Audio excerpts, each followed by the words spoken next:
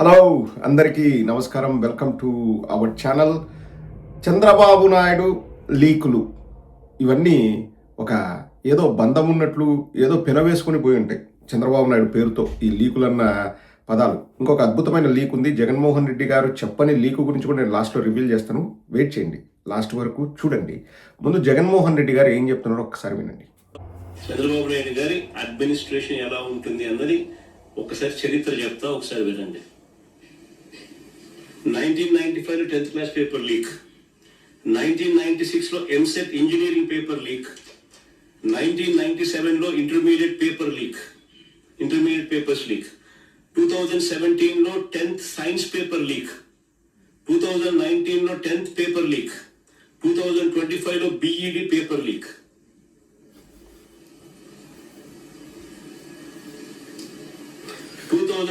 లో 10th maths paper leak. ఇప్పుడు DSC teacher recruitment leak. ఇది చంద్రబాబు నాయుడు హిస్టరీ. ఏదైనా కూడా డబ్బులు చేసుకోవడం ఎలా లీక్ చేయాలి, ఎలా డబ్బులు చేసుకోవాలి, దిస్ ఇస్ హిస్టరీ. ఇందులో నేను కూడా బాధితుడిని అంటే డైరెక్ట్గా నా దగ్గరికి వచ్చి ఎవరు డబ్బులు అడగలేదు. కానీ 1995లో నా 10th అప్పుడు 2 పేపర్లు లీక్ అయ్యాయి. నేను ఇంటికి వెళ్ళి మళ్ళీ రిటర్న్ వచ్చేసి సోషల్ పేపర్లు అనుకుంటాను, నాకు బాగా గుర్తు. లాస్ట్ 2 పేపర్లు లీక్ అయ్యాయి. సోషల్ ఎగ్జామ్ లాస్ట్లో ఉంటుంది ఇప్పుడు కూడా. సో మళ్ళీ వచ్చి ఎగ్జామ్ రాయాల్సిన పరిస్థితి.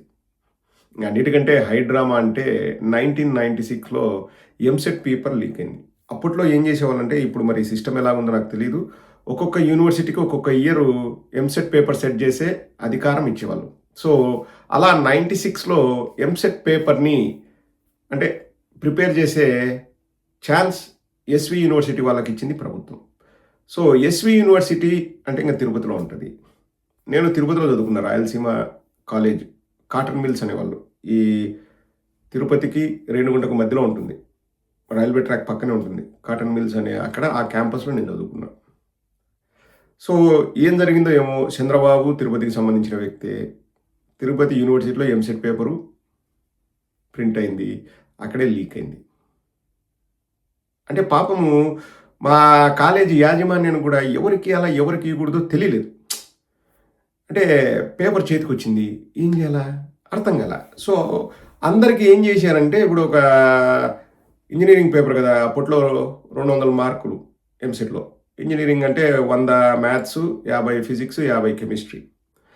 సో నాకు తెలిసి 3 పేపర్లు లీక్ కాలేదనుకుంటాను, మ్యాథ్స్ ఫిజిక్స్ ఏదో లీక్ అయింది.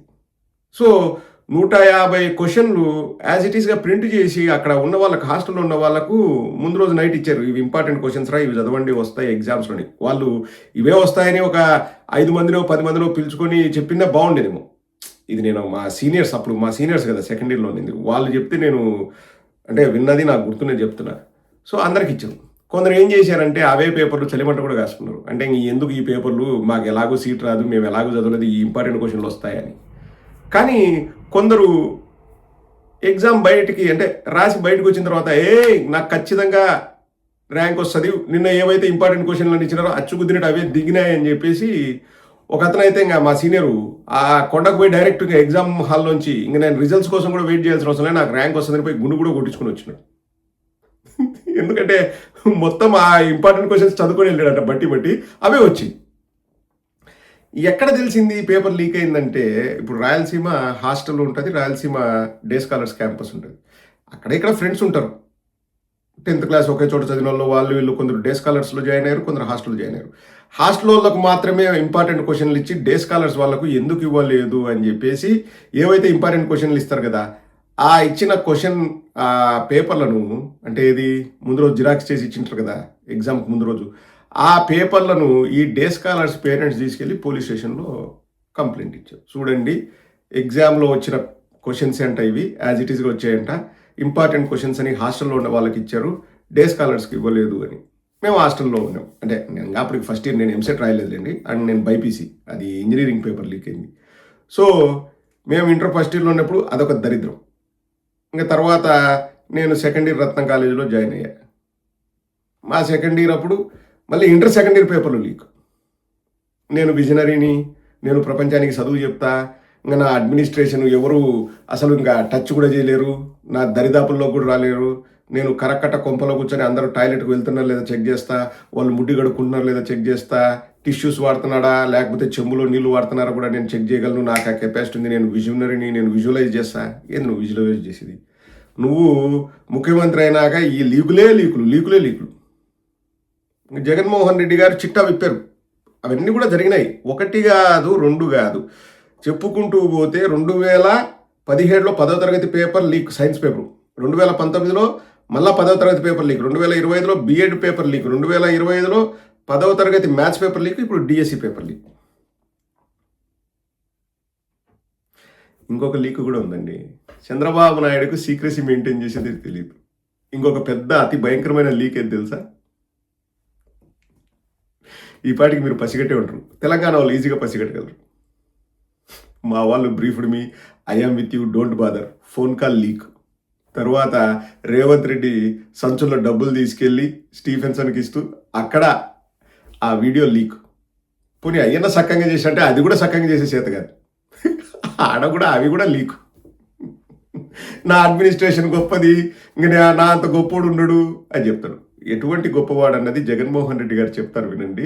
వాళ్ళ ఆఫీసర్ ఏదో ట్రై చేస్తున్నాడు, ఏదో మసిబూసి మారేడుగా చేయడానికి.